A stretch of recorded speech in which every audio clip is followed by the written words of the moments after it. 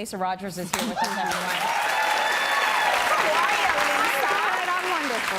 I'm good. When we started thinking about doing this show, we said to ourselves, who are the experts we want to have on this show? And we thought Lisa's one of them because you've been through quite a bit, and a lot of people don't know your whole story. Yeah. You were a single mom with your kids, really struggled, struggled to raise them alone, struggled for money, but you've always been able to sort of live that life where you're always looking at the positive and not really feeling sorry for yourself. No. I mean, you know what? I really believe that there is a moment in time for all of us where we make the choice whether our cup is half full or half empty. Yeah. And I remember making that choice for me. And I remember making it not just for me, but for my kids. Yes. Because you are an example to your children of how you want to be in this world, right? Yep. So through flood, through losing my house, through all these things that happened in my life as a single mom, and every day was a conscious today. You know what? We're just going to move forward. We're just going to give everything we've got to it because you can't change always what your circumstances are. You can only be the best you can be at that moment. So now, do you ever, I know there's one woman that we've had on the show before that has had a cancer diagnosis like 8 or 9 times, and every time she gives herself one day to wallow, and then she gets over it. Do you give yourself some time to wallow, or do you just get right into it? Do you know what? I tend to be a get right into it. Yeah. I don't like to go down to that place. Right. I mean, I know that we all have those moments. You can't get away from them.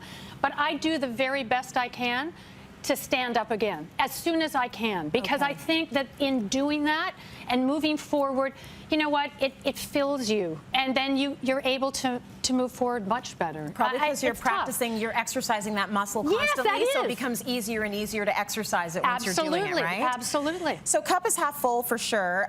You say managing expectations of others is an important part of your mindset. That's right. Actually, it was interesting. Through all my experience, it was something that I really had to learn because, of course, I could have really used a lot of help.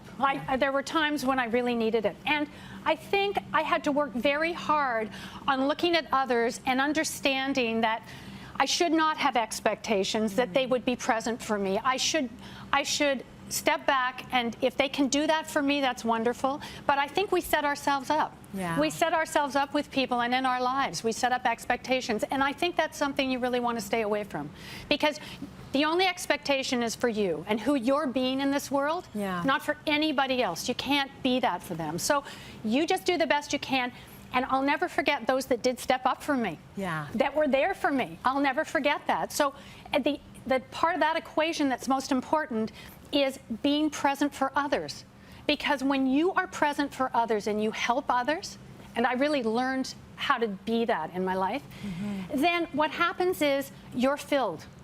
You're filled with love, and you're there supporting them. I mean, I think there's so many people in this world that are invisible. Yeah. I think there's so many people that, I would never, when I'm sitting in my car and I'm waiting for the light to change, and clearly a man comes by, or a woman, and they are asking for money at the window, I would never not put the window down. Right, me neither, never. And I know a lot of people don't, and I'm not, but for me, no matter who they are or what's happened in their life, just to say hello and let them know that they are not invisible in this world. Yes. And that you see that they're suffering, just to be present for them, that is everything. And for me, that makes me feel joy too. Yes. And I've seen their face when they're like, because they've gone past 1,000 cars and nobody put the window down, right? So I think that being present for others and helping others, that is really where the joy is, and it fills you up in life. That's amazing. And if we can't do that, why are we here? Why are we here? What are we doing, right? Yeah. So giving back is a huge part of it. And interesting, the theme is going to come up again and again throughout the show, I think.